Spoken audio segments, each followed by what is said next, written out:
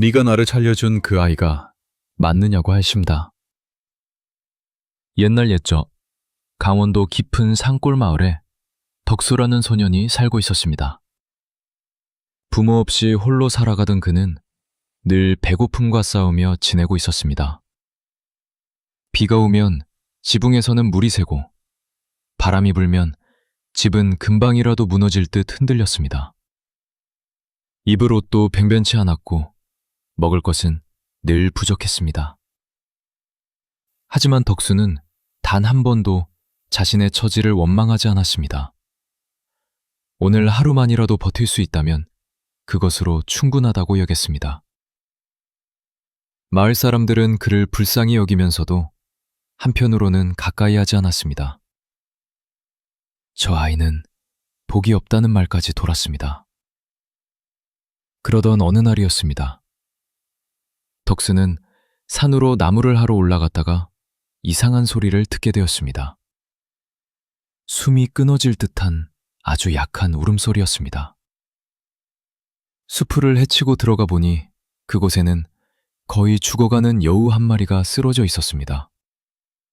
갈비뼈가 드러날 만큼 몹시 야위어 있었고 눈조차 제대로 뜨지 못하고 있었습니다. 덕수는 한참을 바라보았습니다. 그리고 자신의 주머니를 더듬어 보았습니다. 그 안에는 단 3푼. 그날 저녁을 버틸 수 있는 마지막 돈이었습니다. 잠시 망설였습니다. 이 돈을 쓰면 오늘 밤을 버티기 어렵다는 것을 알고 있었기 때문입니다. 하지만 다시 여우를 바라보았습니다. 이대로 두면 분명 죽고 말 것 같았습니다. 덕수는 결국 고개를 떨구며 말하였습니다. 나는 굳는 것이 익숙하지만 이 녀석은 지금 당장 죽을 것 같구나. 그는 장터로 달려가 자신의 전 재산 3푼으로 음식을 사왔습니다.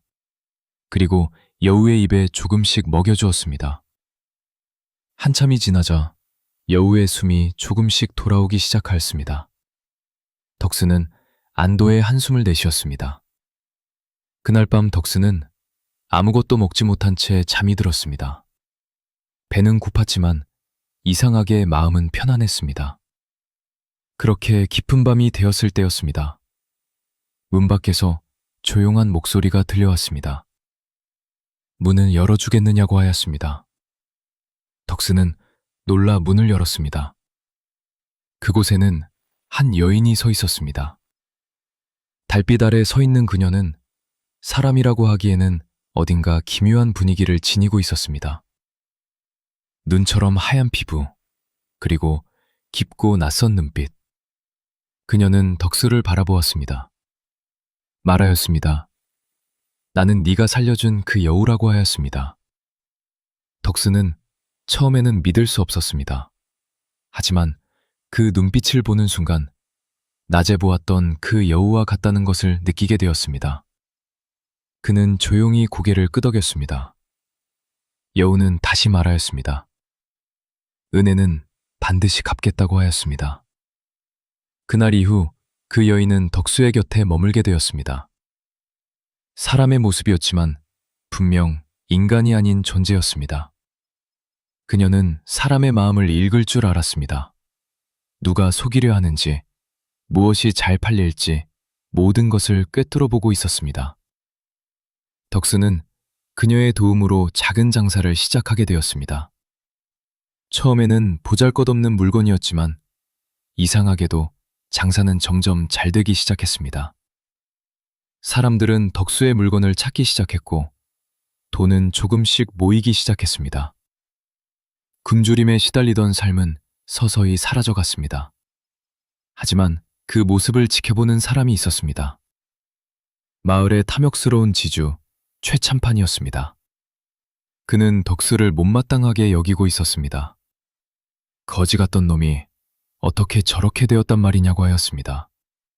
그리고 덕수 곁에 있는 여인을 유심히 바라보기 시작했습니다. 저 여인은 뭔가 수상하다고 하였습니다. 결국 그는 사람을 시켜 몰래 뒤를 밟게 하였습니다. 며칠 뒤 그들은 이상한 장면을 보게 됩니다. 밤이 되자 그 여인의 모습이 잠시 흐트러지며 여우의 형상이 드러났던 것입니다. 그 사실은 곧 최참판의 귀에 들어가게 되었습니다. 그는 크게 웃으며 말하였습니다. 저것은 사람이 아니라 요괴라고 하였습니다. 이 기회를 놓치지 않겠다고 하였습니다. 곧 마을 사람들을 선동하기 시작했습니다. 저 여인을 그냥 두면 마을에 화가 닥칠 것이라고 하였습니다. 사람들은 점점 두려움에 휩싸이게 되었습니다. 결국 사람들은 몰려와 그 여인을 붙잡게 되었습니다. 그리고 불태우려 하였습니다. 그때 덕수가 달려왔습니다. 그는 사람들 앞에 서서 외쳤습니다. 이분은 저를 살려주신 은인이라고 하였습니다. 하지만 사람들은 듣지 않았습니다. 그때 덕수는 결심한 듯 말하였습니다. 그렇다면 제가 진실을 말씀드리겠다고 하였습니다.